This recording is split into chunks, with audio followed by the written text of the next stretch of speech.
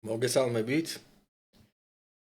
ვიწყებ მორიგი ცოცხალი სესიის ჩაწერას. ამჯერად იქნება NL5 GG პოკერი. და ისევ ნახევარი საათი გაგრძელდება დაახლოებით ეს ვიდეოც. ვილაპარაკოთ პოკერის სტრატეგიაზე, გადაწყვეტილებებს დავაკომენტარებ და მთავარი ის არის, რომ შემადგენლობებს გადავხედოთ რა. როგორი სასტავი თამაშობს და ასე შემდეგ და ასე შემდეგ. უკვე ჩავიწერე NL2 ჰოლდემი და ომაჰას ვიდეოებიც დავდე. NL2 NL5.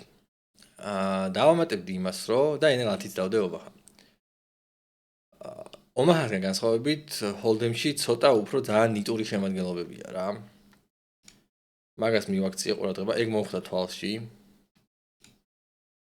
ცოტა დიდი საიზინგი ჯობდა აქ. არა უშავს, საკმარისია, მაგრამ ესე მინიმუმ 10 ბლაინდი, მაინც ცოტა მეტი. მივიღე ფორბეთი, დუსკაროლი მაქვს.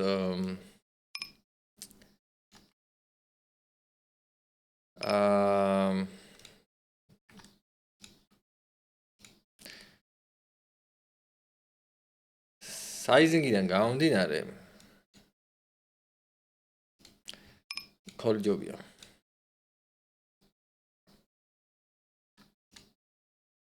რაღაცა აპროვოცირებელი საიზინგი იყო ჩემი აზრით რა. ანუ ყოველ შემთხვევაში ფოლდეკვიც რეალიზებას ოპონენტი აშკარად არ ცდილობდა. გამოიყურება როგორც ისეთი რაღაცა რეგულარი, მაგრამ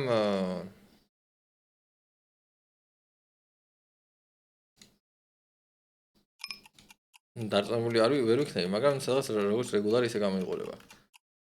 ჩეკავს ამ ფლოპზე. თაიმაკ, ნუ ამეც დამაჩეკინა, ისე ფიქრობდი გასვლაზე რა, გასვლა შეიძლებოდა, მაგრამ რატომღაც ძალიან ხშირად ვფიქრობ, რომ იქითაც არის დუსკაროლი რა, შესაბამისად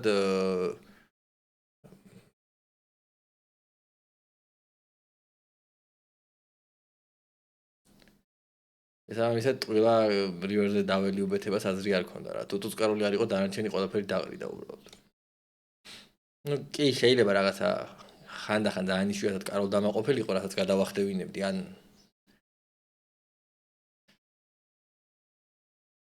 მაგრამ ძალიან იშვიათად რა.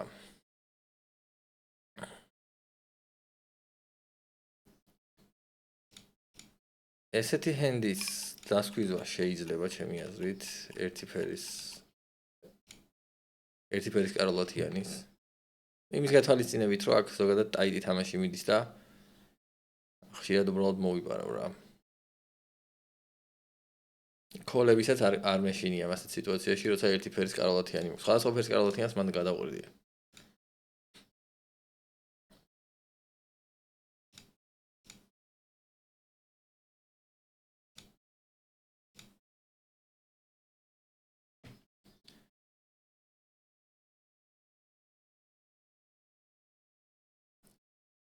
ერთი ფერის ხრიანრიანი small blind-ზე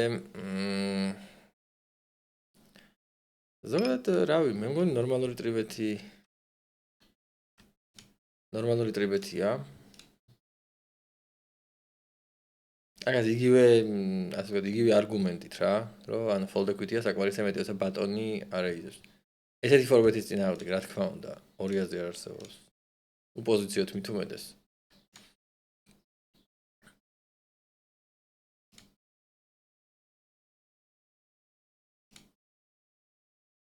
ეს ცდილობ მაინც აი შემადგენლობას ზედაპირულად თვალი გადავალო, აი VPIP-ს უყურებ.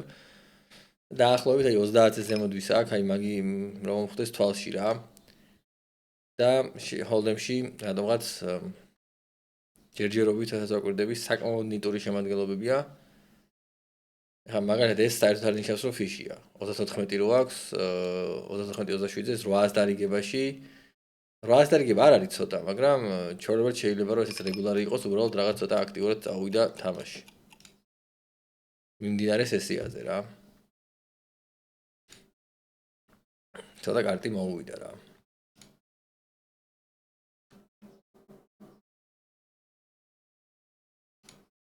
ნუ პირველ პოზიციას 8-7-იანი არ დავატრიბეთებ, მოდი. უბრალოდ გადავყრი. ბევრი რეგულარი, რასაც უყურებ, აქ min raise-ით იხსნება, მე 3 დიდი ბლაინდით გავიხსნები.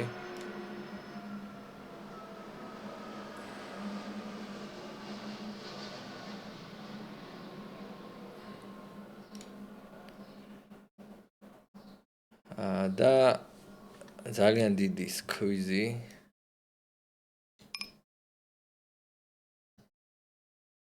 ძალიან ტაიტი ოპონენტისგან. შესაბამისად ამათიანებს უბრალოდ გადავყრი. იქნებ აი გაგრძელდეს აქ თამაში და შევხედოთ აბა როგორ გამithარდება ამ დარიგებაზე მოვლენები, მაგრამ მგონია რომ რატოღაც აი ესეთი ოპონენტის წინააღმდეგ ათიანები ჯობდა დამეყარა.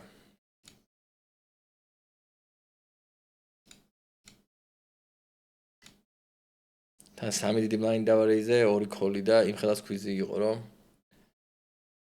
თითქმის ყოველთვის დარწმუნებული ვარ რომ მანდ ათიანები მაინდა-მაინც კარგად ვერ ითამაშებდა. აჰა, ესე იგი, მონოტონურ ფლოპზე 1/13 გავაგრძელოთ.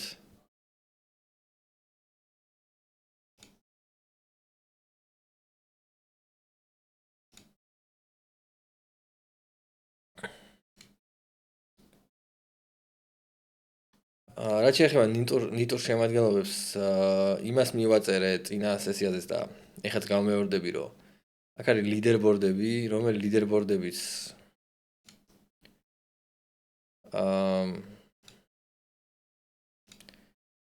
მოითხოვს საკმაოდ დიდ თამაშს, საკმაოდ დიდი რაოდენობის თამაშს. მოდი აი NL5-ის ლიდერბორდი ვნახოთ, აბა ეხლა უცბად დავასითავოდებ ამას. და NL5-ის ლიდერბორდი ვნახოთ. ნუ პირველ რიგზე არის $100. ნუ პირველი ადგილი ეს ძალიან ბევრ თამაშს მოითხოვს. მაგრამ ვფიქრობ რომ აი დავუშვათ რაღაცა 40 კაცში, 50 კაცში შესვლა იქნება სავსებით რეალისტური, აი $5 ერთი ბაინის მოგება მაგალითად რა. 60 კაცში უკვე ერთი ბაინის გაძლევს ლიმიტზე და აი დღეში ერთი ბაინი დამატებით რომ ლიდერბორდიდან გქონდეს, აბსოლუტურად რეალისტურია, ვინც ერთი 4-5 საათ დღეში თამაშობს, თავისუფლად ექნება. რეიკ როგორც რეიკბექი, ასე ვთქვათ, საკმაოდ ნორმალური შემოთავაზებაა. ამის გარდა, რა თქმა უნდა, არის კიდე სხვა რეიკბექის სხვა ლოიალურობის სისტემებიც. მაგაზე ვილაპარაკე წინა ვიდეოში ბედბიტ ჯეკპოტზე მაგალითად, რომელიც 3 ტუზი და 2-10-ის წაგების შემთხვევაში, ან უფრო უკეთესი კარტის წაგების შემთხვევაში თამაშდება ბედბიტ ჯეკპოტი. მოკლედ აქვე დავამატებ რომ ანუ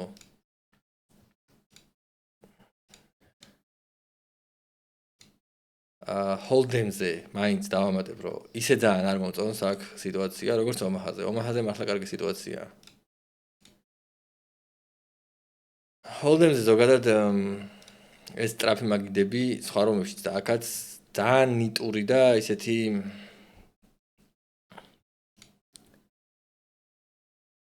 მოსაწყენი თამაშია ხოლმე რა. მაინც რეგულარულ მაგიდებს გავუწევდი რეკომენდაციას ძალიან მკაცრად ჰოლდემის შემთხვევაში. ცოტა გადაჩეული ვარ ჰოლდემის თამაშს.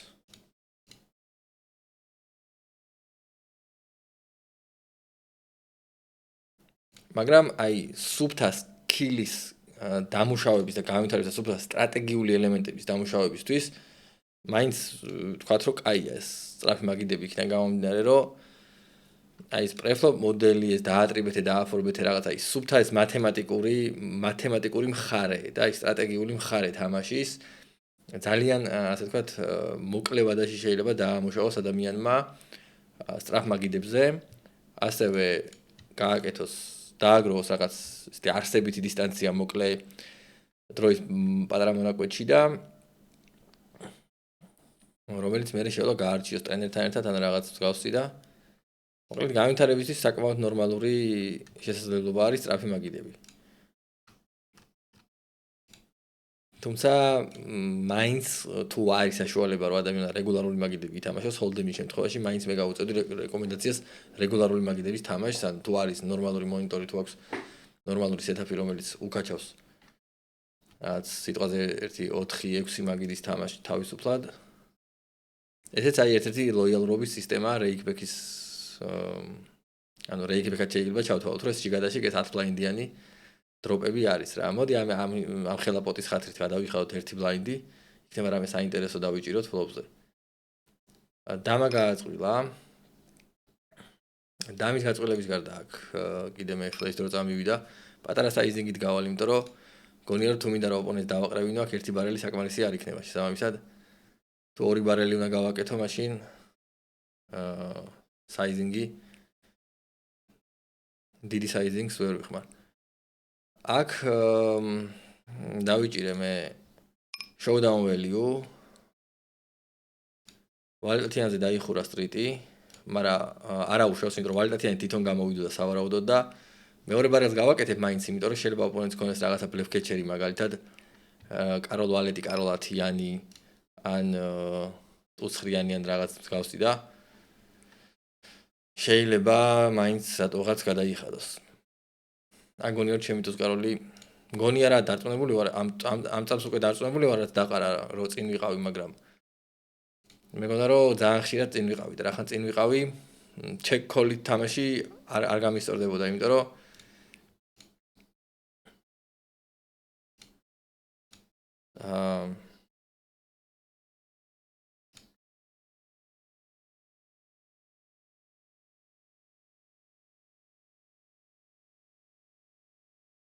რაღაც showdown values ვფიქრობდი რა ოპონენტთან. რახან თერნი დამიქოლა. კი, შეიძლება რაღაცა მოლოდინე ხელი ყოფილიყო, flash draw მაგალითად პატარა, მაგრამ flash draw-ის მე ბლოკავდი, სტრიტები დაიხურა, ან გაჩოტები წყვილს მაინც მოედო, ან რაღაც ეგეთი და ერთი ფერის კაროლ 10-იანი არა მაქვს, კაროლ 3-იანს გულისხმობდი, call-ით შემილია ვითამაშო. თუმცა ესეთ ფლოპზე დასაფიქრებელია. ესეთ ფლოპზე გავაგრძელოთ აგრესია. მოვედე double წყვილს, რაც ნუ იდეაში დამატებით არანაირ equity-ს არ მაძლევს და შესაბამისად არ გავაგრძელებ თამაში ესეთ სიტუაციაში. სხვადასხვა ტაიმბანკები არის საკმაოდ პატარა აქ. რასაც ეხა ვუყურებ, ომაჰაში ესე არ მეჩვენება რატომღაც ეტყობა ჰოლდებს ცოტა გადაჩეული რო ვარ, ცოტა ბევრს ვფიქრობ და მაგიტო, თორე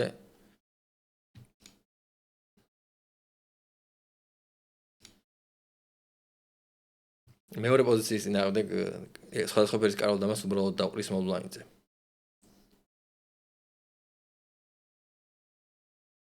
არასრული სტეკის წინააღმდეგაც ერთი ფერის ტუსტამიას არ დავატრიბეთებ, არც დავქოლავ. ხუთიანებს MP-ზე არ არის აუცილებელი, მაგრამ მოდი დავარეიზოთ ცოტა action-ისთვის.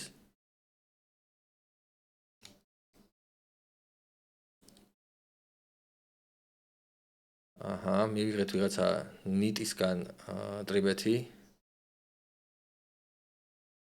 მაგრამ რახან არის call-ი აქ უკვე მე სეტოლიუზეც კარგი შანსები მაქვს რომ დავქოლო და შესაბამისად დავქოლო. ზოგადად ნიტებს როცა ეთამაშები სეტოლიუზე დაქოლვა ტრიბეთის არ არის ცუდი იდეა. ოღონდ უნდა გქონდეს შანსები აუცილებლად. სეტოლიუზე ჩვენ შანსებს როგორ ვითვლით, ამაზე მე მაქვს ვიდეო. ნუ ვიდეო რა, მარტო მაგაზე არ არის ვიდეო, მაგრამ პოკერის მათემატიკაზე მაქვს ვიდეო, სადაც მაგ თემაზე ვლაპარაკობ აქტიურად. აქ მგონია რომ ეს ოპონენტი ძალიან ხშირად შევა ოვერწყვილებსაც შეკავდეს, რაღაცა ტუზებს, კაროლებს ან რაღაცას გავს და შესაბამისად ხუთიანებით მე არ დავიზრები, იმიტომ რომ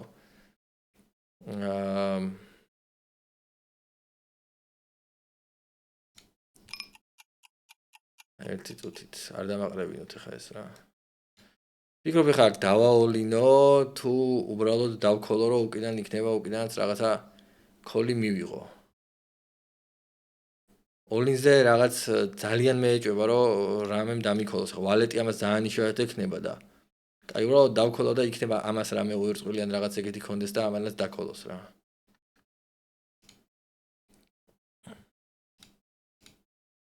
ანუ ამასთან უბრალოდ არაფერი არ იკითხებოდა, ანუ რაც ოლინს დაქოლავდა. რამე რო ქონდა, სამჯერ არ დაჩეკავდა და ორჯერ არ დაჩეკავდა რა, ყველა ვარიანტში რა პატარა ფსონს მაინც გააკეთებდა.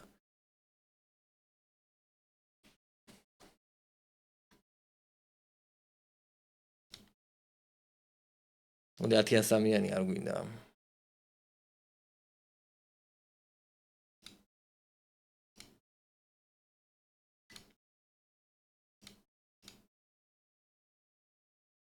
მაინც ახლა ის ხუთიანების დაქოლვასაც შეეხება. 100% არ ვარ დარწმუნებული რომ სწორი იყო ჩემი მხრიდან, მაგრამ აი გული რასაც მიგზნობდა ეგ მოხდა, მაგრამ მაინც ალბათ ქონდა აზრი შეიძლება all-ins, იმიტომ რომ რაღაც 1000-ში ერთხელ მაინც შეიძლება ქონდა რა ვალეტიქსი ან რაღაც ეგეთი და იმ 1000-ში ერთხელ მივიღებდი კარგ ველიუს რა. ანუ ცა ორჯერ slow play გააკეთა ადამიანმა, არ გაამართლა და ნუ მესამედ უკვე სონი გააკეთა. არ ვიცი რა, იშვიათად იქნებოდა ეგეთი რაღაცა, მაგრამ დაკოლვა მაინც ისეთი პონტი იყო რა. ქონდა იმედი რომ უკანის მესამე ოპონენტიც გადაიხდიდა ხოლმე ხანდახან.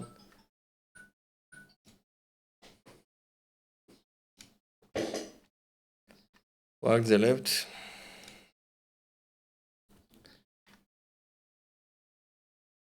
დამინეკეს და შევწყვიტეთ პატარა ხანის სესია.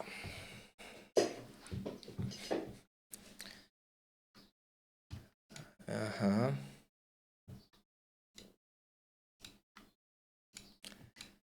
ზოგადად ადამიანების უმრავლესობა პოკერში თამაშობს hold'ems.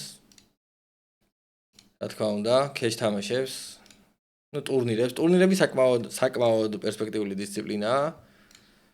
თუმცა ძალიან შრომატევადი და ანუ კარგად დაფიქრება ჭირდება მე მგონი ტურნირების რეგულარი სანამ გახდება ადამიანი სერიოზულად სანამ დაკავდება ტურნირებით, ანუ ნამდვილად ძალიან შრომატევადი საქმეა. ანუ როგორც სულთა პირდაპირ გაგებით შრომატევადი, ანუ ხანგრძლივი სესიების თვალსაზრისით და პაუზების გაკეთების შესაძლებლობის არ ქონის თვალსაზრისით, არამედ ემოციურად არის ძალიან შრომატევადი, იმიტომ რომ აი ტურნირს თამაშობ პირველი ადგილის გარდა ნებისმიერი ადგილი არის წაგება. ანუ მეორე ადგილს რო გახვიდე და მესამე ადგილს რო გახვიდე და ძალიან კარგი პრიზი მოიგო, ხო? ემოციურად მაინც განიცდი ამ წაგების ემოციას და დანაკარგის ემოციას, რომ შეგეძლო გასულიყავი პირველზე და უშუალოდ მოგეგო რაღაცა n რაოდენობის თანხა და გახვედი მეორეზე.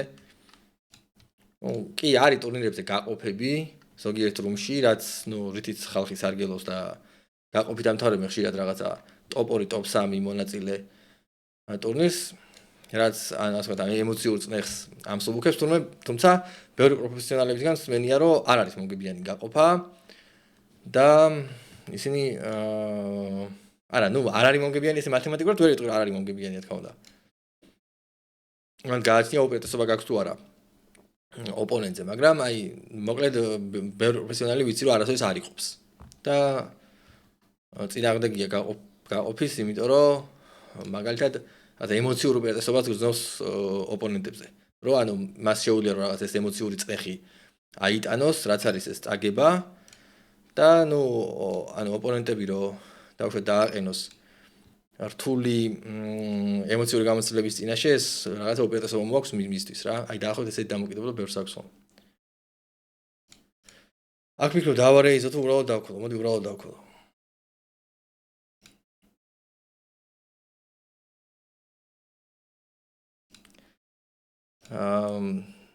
აქ უკვე იმდენად ბევრი მონოდინე ხელი დადო ამ 6-იანმა, რომ აქ უკვე დავფუშაო. იმიტომ რომ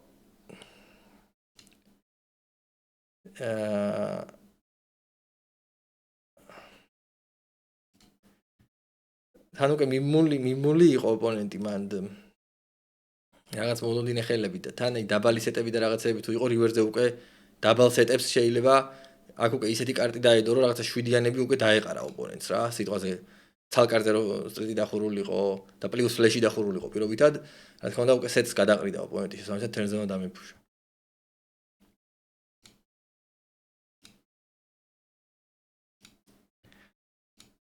ხო და ანუ ტურნირები არის პერსპექტიული დისციპლინაა, მაგრამ ანუ სერიოზულად დაფიქრება მართებს ადამიანს, ანუ ვისაც არის ნერვები, მაქვს ნერვები არა მაქვს, აი ეს ბაზარი სადაც არის, ტურნირებთან დაკავშირებით სერიოზული დაფიქრება მართებს ადამიანს. რაც შეეხება cash თამაშებს, რატოღაც ომაჰაში უფრო კარგი პერსპექტივები დავინახე ვიდრე hold'emში. თუმცა რა თქმა უნდა hold'emi ცოცხალია აბსოლუტურად, იმის თქმა არ მინდა რომ hold'emi კვდება და რაღაცა ესეთი კლიშე არსებობს პოკერის მოთამაშეებს ყველას ეცოდინება რომ და პოკერს 2 წელი დარჩა, ეგრე ამბობდნენ ხოლმე რა, 2 წელი დარჩა და პოკერი მოკდება და უკვე გავიდა 20 წელი, მაგრამ ყველა ამბობს რომ აი 2 წელი დარჩა და პოკერი მოკდება რა. მე ესეთი სისულელიც არ მჯერა, მე მგონი რომ პოკერი იქნება ყოველთვის ცოცხალი, იმიტომ რომ ეს არის უბრალოდ ძალიან, ასე ვთქვათ,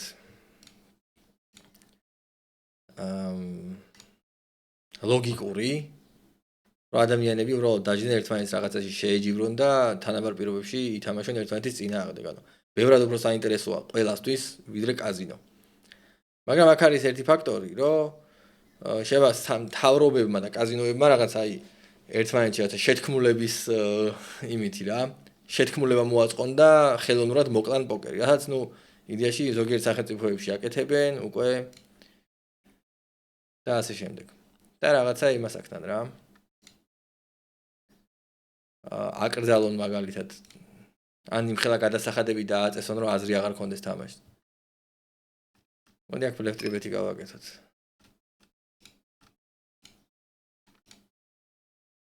ბლეფტრიბეთი რა კარგი ხელია, მაგრამ ნუ მაინც ბლეფტრიბეთში იწლება, იმიტომ რომ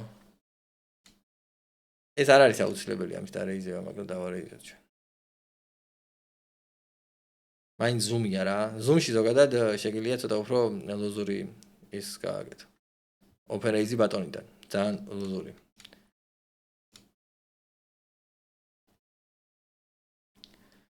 ესეთ ფლოპზე მე გავაგრძელებ აგრესიას, მაინც რეინბოუ ფლოპია. თერზე წამივიდა გაჩოტი, შესაბამისად გავაგრძელებ კიდე აგრესიას. სხვა ფერზვალდათიანიც არ არის აუცილებელი, მაგრამ დავარეიზოთ. რაღაც არ მოდის კარტი რაღაც.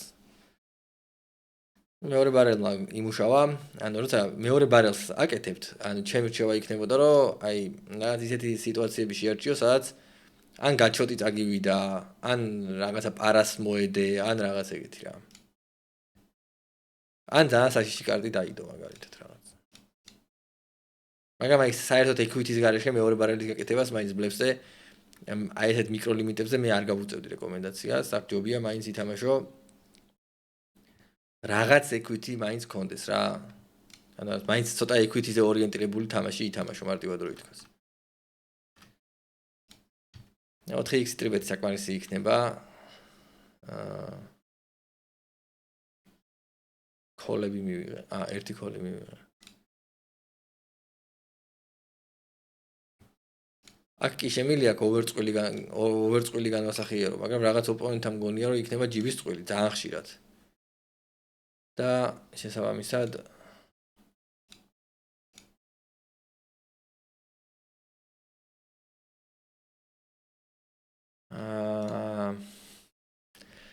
არა თუ სიტუაციაში ჩავიყენე თავი რა, ეს დარიგება ალბათ სიბეთი უნდა გამეკეთებინა რა. კაი, მოდი ავალ რივერი ვნახოთ.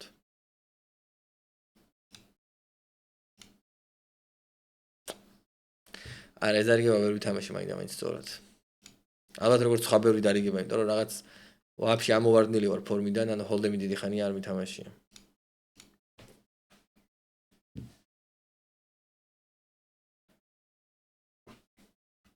ну ძალიან ისეთი ნიტური შემადგენლობებიც არ აღმოჩნდა რა. მაინც ხალხი თამაშობს ასე თუ ისე, მაგრამ აი ესეთი კარგი ფიშები, როგორც აი რეგულარულ მაგიდაზე ხედავ ხო, კარგი ფიშები, აი 80% რო აქვს VPIP ან 70 ან 65 მაინც ხო ეგეთები აი არ ჩანან რა.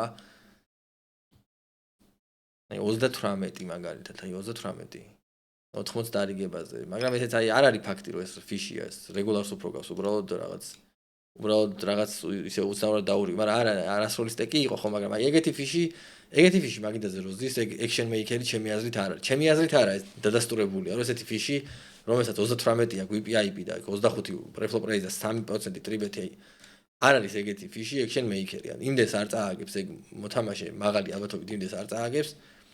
რომ რეიკი დაგმაყოფილდეს და რეიკი ანუ ასე ვთქვათ იმ მაგიდაზე რეიკის წეხი დაძლეული იქნას რა, ესე რო ვთქვათ.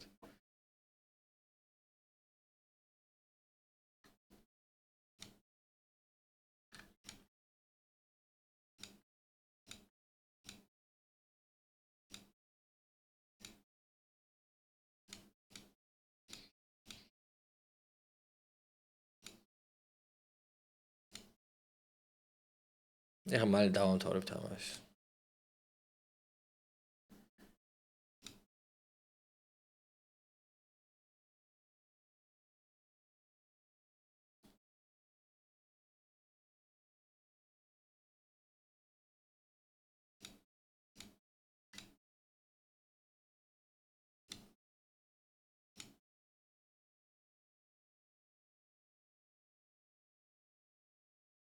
აი ვიღაცები არიან აი 45, მაგრამ 11 დარიგებაში არ ითვლება.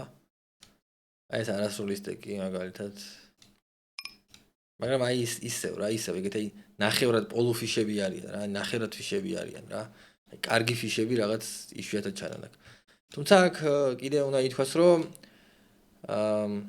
ღამის საათებში ალბათ ღამიან დილით ადრე უფრო ის იქნება.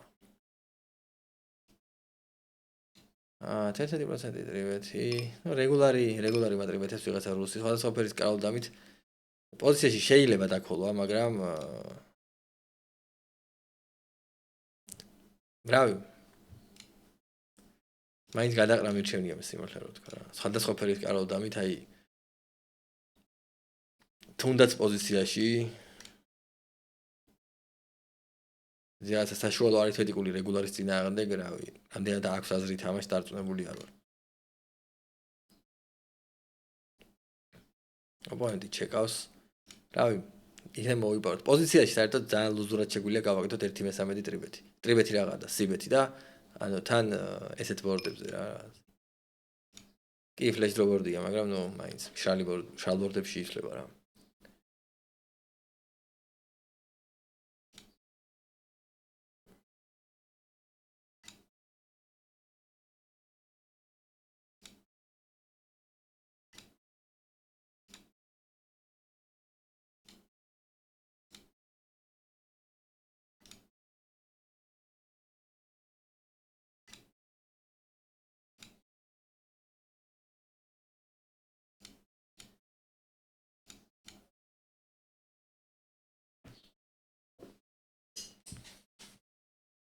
თვითონ soft-ად შეეხება ეს ანიმაციები რაღაცეები, თვითონ მუშაობიდანაც კარგად მუშაობს, ბაზარი არ არის, მაგრამ ცოტა ზედმეტი რაღაცა, აი ზედმეტი შემოთავაზებები და ეს ქეშაუტები და ანიმაციები და რაღაცეები და ომაჰას რეგულარულ მაგიდეზოში სტრადლებს და რაღაცეებს გთავაზობს და აი მაგან ცოტა ტვინი შეჭამა და ცოტა პატარა time bank-ებია კიდე.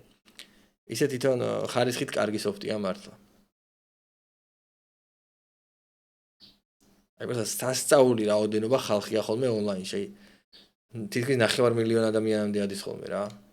ხათაშორის პანდემიის მერე პოკერი, ონლაინ პოკერი ძალიან გაცოცხლდა რა. მანამდე აი მართლა რაღაც ცოტა ისე მილეულივით იყო რა პანდემიის პერიოდისთვის და პანდემიის პერიოდმა ძალიან გაცოცხლა ონლაინ პოკერი.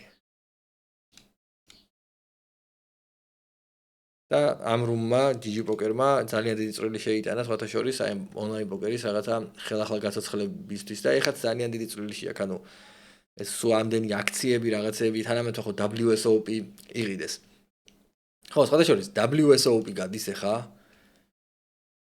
გავუწოდი რეკომენდაციას აუცილებლად. ვისაც გევასებათ პოკერი ჩაუჯექით უყურეთ Poker Go-ზე.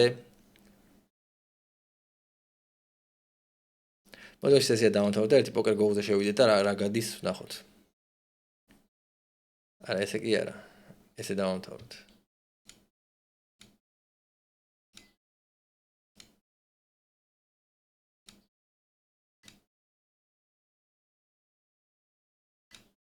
ბევრი ტურნირი უკვე ჩატარდა, იქ ჰაიროლერები რაღაცეები გამარჯვებულები უკვე გამოვლინდა. ერთი სკანდალიც გაიჩითა რაღაცა. მოკლედ რაღაც ფინალურ მაგიდაზე, ერთ-ერთ ფინალურ მაგიდაზე დარჩენ 1-2 მოთამაშე, სადაც რაღაცა სპეციფიკური შეთავაზება იყო, რომ ერთ-ერთს რო გაემარჯვა, რაღაც დამატებით $1 მილიონ იგებდა თუ რაღაც ეგეთი და შეთანხმებულად იმან გაიმარჯვა, ვინც საჭირო იყო მოკლედ და მაგაზე რაღაცა სკანდალიც მოყვა, როგორც ამბობენ, დაკპოლკმა დადო ვიდეო, რომ ეს იყო პოკერის ისტორიაში ყველაზე დიდი სკანდალი. აი მე მგონი აი ამაზე. How many chips does he bluff off? აი ეს ტიპები არიან, როცა ჩაუძიო. 9 million? No, he's going to bluff off. 17 million. Yeah. აი მოდი ამ ვიდეოს ყურებას აზრი არა აქვს. ეხაც გადის აი რაღაცა. Probably an absolutely abysmal thing to have at 2:55 a.m. But what are you gonna do? პოკერის პლეიერების ჩემპიონშიპია. ხოთაშორის აი თუ რამე ტურნირს ვითამაშებდი WSOP-ზე დიდი სიამოვნებით, ალბათ ამ ტურნირსაც ვითამაშებდი. მართალია, აქ ბევრი ისეთი თამაშია სავარაუდოდ, რომელიც მე არ ვიცი. ეხა აქ მიდის ალბათ რავი, 5 კარტა ომაჰა თუ რა მიდის ნეტა. ხმა არ გვინდა?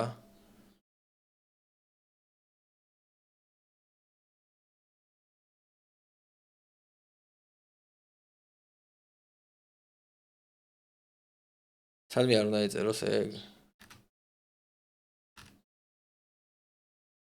თუ ან 5 კარტა ომაჰა იქნება, ან რაღაცა. აგერ არის, deuce to 7 draw. ეს არის ესა. პოკერის ნაირსახეობა, რომელშიც ძალიან ცუდი კომბინაცია უნდა ააწყო რა. 2-7-იანამდე კარტი წვილისა და იმის გარეშე, ფლეში სტრიტის გარეშე არის ითვლება ნაცად რა. ყველაზე მაგარ ჰენდად და ან ყველაზე დაბალი ჰენდი არის ფლოპს უპირატესობას. ეხლა მაგალითად ამას 9 high ყავს. უფრო კარგი ჰენდია ვიდრე მიზრახის ჰენდი, რომელსაც jack high ყავს რა. და აქ არის ისა ერთი გაცვლის შესაძლებლობაა. ეს ალბათ deuce to 7 draw რახან აწერია. ეს ალბათ ნიშნავს რომ ერთი გაცვლის შესაძლებლობაა და triple draw არის, რომელიც სამჯერ შეიძლება გაცვალოთ რაღაც. ან 3 რაუნდი როგორც hold'em-ში და იმაში რა. ეხლა დააოლინა ლემბა. მიზრახი არის მაგარი მანიაკი ზოგადად, ჩვენთვის ცნობილი მაგარი მანიაკი მოთამაშე, რომელიც რაღაც გონია რომ ამ jack high-ს ადგება და დაქოლავს ეგრევე. jack high ძალიან ცუდი ჰენდია აქ, მაგრამ ერთხელ გაცვლის მაგ jack-ს გაცვლის. მიდი აბა უყუროთ მიზრახის არიგებას და იმას ვქნათ. აი ხა ეს 9 high სხვათა შორის არის ძალიან კარგი ჰენდი. ეს არის დაახლოებით მაგხენის მაგალითად 7-იანი რო იყოს, იქნებოდა აი ტუზები hold'em-ში მაგალითად. დაჟე უფრო მაგარი ჰენდი რაღაცა. უკვე მზა ჰენდი რა, ნაცი რა. ნაც სტრიტი მაგალითად. 8-იანი რო ყოფილიყო, იქნებოდა როგორც აი კაროლები, ტუზები რაღაცა ეგეთი და 9-იანით აი ვალეტები ალბათ რაღაცა აი ვალეტები რო დააოლინა დაახლოებით ეგეთი რაღაცა იყო რა. კარგი, მიზრახი მდაყარა. დაგემშვიდობებით აქ Poker Go-ზე შეგიძლიათ უყუროთ პოკერის ტურნირებს. და იმედია ერთხელ ჩვენც ვითამაშებთ ამ ჩემპიონშიპებს და რაღაცებს. აბა თქვენიც წარმატებები.